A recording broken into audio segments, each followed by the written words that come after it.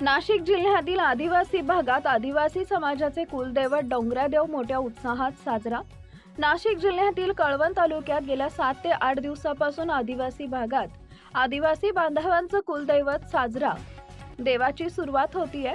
तसेच आदिवासी समाजामध्ये जे आदिवासी बांधवांचे कुलदैवत पूजतात ते पाठ या कार्यक्रमात आदिवासी डोंगरादेव प्रतापनगर देवनळीपाडा निंपाडा गावातील चोख्यांचा कार्यक्रम विरसतचा पापाडा या गावात कार्यक्रम दाखवण्यात आला। टुडे गावात दाखवण्यात आले। आदिवासी बांधव या डोंगरादेवाची पूजा करत असताना 10 ते 11 दिवस उपवास धरून पूर्ण निसर्गाची पूजा करतात।